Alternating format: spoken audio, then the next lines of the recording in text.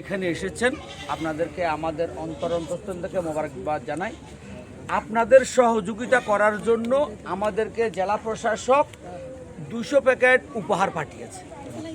আপনাদের এখানে যত কৃষক থাকুক, আমাদের বিভিন্ন সেবামূলক প্রতিষ্ঠান আছে, মানে শুধু খাবার নয়, যদি জৈব সার লাগে তখন আমরা আপনাদেরকে সহযোগিতা করব। যাদের যদি চোখের ছানি পড়ে ওদেরকেও আমরা ট্রিটমেন্ট করব, যাদের ডায়াবেটিস পরীক্ষা করা দরকার তাদেরকে সেটা করব, কিন্তু আমাদেরকে জানাইতে হবে। এখন আমাদের বাংলাদেশ কৃষক ঐক্য ফাউন্ডেশনের লক্ষ্য এবং উদ্দেশ্যটা কি, এটা আপনাদেরকে জানতে হবে।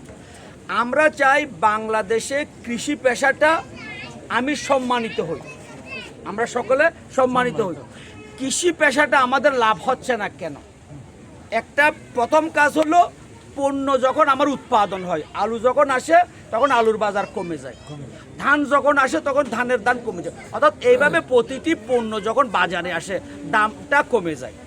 তো সেজন্য আমাদের 1 নম্বর দাবি, কৃষকের ন্যায্য পণ্যের দাম পেতে হবে। এই তো আপনারা আমার সাথে একমত কিনা? বলে আপনাদের কথাটা আমরা বলতেছি। আপনারা যেহেতু আমাদের সদস্য, অনেকে নতুন, ওরা অনেকে জানে না, এই জন্য সকলকে একে অপরকে জানিয়ে দেবেন। আমরা এখানে যেটা আমরা আপনাদেরকে বলতে আসছি সেটা হলো, আমরা যে বাংলাদেশ কৃষি ঐক্য ফাউন্ডেশনের পক্ষ থেকে কি বলতে চাই, আমাদের মেসেজটা কি আপনাদের জন্য বা সারা বাংলাদেশ কৃষকের জন্য। আমাদের মেসেজটা ক্লিয়ার।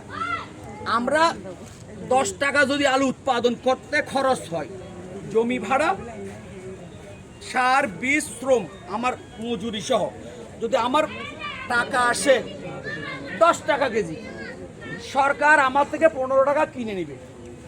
কয় টাকা? 15 টাকা মিনিমাম। 16 টাকা, 17 টাকা, 18 টাকা যদি আমি বাজারে বিক্রি করতে পারি, এটা একটা এক্সাম্পল, তাহলে আমরা বিক্রি করতে পারবো। আর কোনো অবস্থা যদি 12 টাকা চলে আসে, 10 টাকা চলে আসে, তখন আমার থেকে সরকার কিনে নেবে।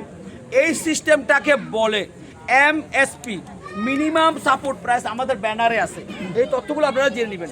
মিনিমাম সাপোর্ট প্রাইস ভারত এবং চায়নাতে আছে। ওনারা এগুলি 1967 সাল থেকে কাজগুলি করে, মানে কোনো অবস্থাতেই বাজার পড়তে পারবে না, পড়লেও একটা স্ল্যাবে গিয়ে দাঁড়িয়ে যাবে। এইটার কারণে কৃষক যেমন আমরা লাভবান হব, ভোক্তাও লাভবান হবে। ভোক্তা কারা? যারা কিনে খায়। আমি আবার 2 মাস পর আবার আমি ভোক্তা হচ্ছি, তখনও কিন্তু আমি ক্ষতিগ্রস্ত হচ্ছি। তখন ভোক্তা লাভবান হচ্ছে কিভাবে? যখন আমার থেকে 60 টাকা 10 টাকায় আলু কিনে ফেললো, উনি মজুদ করে ফেললো মজুদদার, তখন 30 টাকা 40 টাকা করে বিক্রি করতেছে। এই টাকাটা কিন্তু সরকারও পাচ্ছে না, ওই পাবলিকও পাচ্ছে না, আমিও পাচ্ছি না, আমি কৃষক। বলে আমাদের করণীয় কি? এমএফসি বাস্তবায়ন করা। এরকম মডেল ভারতে আছে, চায়নাতে আছে। এই মডেলগুলো এনে সরকার আমাদেরকে মুক্তি দিতে হবে। এইটাই হলো আমাদের মূল স্লোগান। আপনারা আমাদের সাথে একমত কিনা? দ্বিতীয়ত, এখন এমএফসি বাস্তবায়ন করার জন্য আমরা মাননীয় প্রধানমন্ত্রী, মাননীয় কৃষিমন্ত্রী, মাননীয় পরিকল্পনা মন্ত্রীকে আমরা চিঠি দিয়ে, সচিবদেরকে চিঠি দিয়েছি। আমরা সারা বাংলাদেশে কৃষকদের একটা ঐক্য চাই, যেটা আমাদের ন্যায্য মূল্য চাচ্ছি।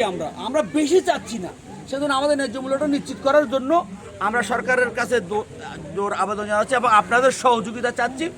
আর আমাদের কৃষি উপসহকারীরা এখানে, এদের কোনো রাত নাই, কোনো দিন নাই।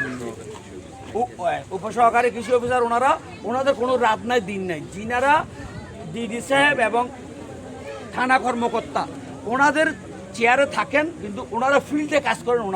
ওনাদের সাথে সবসময় আপনারা দুঃখে সুখে সকল কথা ওনাকে বলবেন, তাহলে আপনারা লাভবান হবেন। এইটাই আমাদের কথা। আর সকলে এজাজুর ভাই এবং আমাদের যারা মুরব্বী শ্রেণী যারা আছেন, সকলেই আপনারা কৃষি কাজ করবেন। আজকে আপনাদের জন্য জেলা প্রশাসক 200 প্যাকেট উপহার দিয়েছেন। এই 200 প্যাকেট শেষ নয়। আপনারা যদি আমাদেরকে আরো কিছু আরো যারা আর 700-800 সদস্য আছেন এখানে, ওদের জন্য আমরা 2বার, আরেকবার, এরপর আরেকবার, এভাবে 2বার করে আমরা ওদের জন্য কিছু উপহার আবার নিয়ে আসবো। আপনারা আমাদের সাথে থাকবেন কিনা? ইনশাআল্লাহ। আপনারা হতাশ হওয়ার কিছুই নেই। আপনাদের যেটা সমস্যা, এক বয়া ঠিক করে দেওয়া, মানে সুইচ গেট ঠিক করে দেওয়া, এটা আমরা পেয়ে গেছি। খাল ঠিক করে দেওয়া, এটা আমরা পেয়ে গেছি। আপনাদের সার, বীজ এগুলি দেওয়ার জন্য কৃষি অফিস সবসময় প্রস্তুত আছে। আপনারা নিঃসন্দেহে এবং কোনো ভয় ছাড়া এখানে ফসল উৎপাদন করেন, ন্যায্য মূল্য পাবেন। আমি চাই আমার কৃষক 5 বছর যদি এমএফসি বাস্তবায়ন করে ব্যবসা করতে পারি, 1 ইঞ্চি জমিও খালি থাকবে না এবং আমাদের ঘরে বিল্ডিং উঠবে, আমরা আর ভাড়া করে থাকতে হবে না। ধন্যবাদ আপনাদেরকে। আসসালামু আলাইকুম।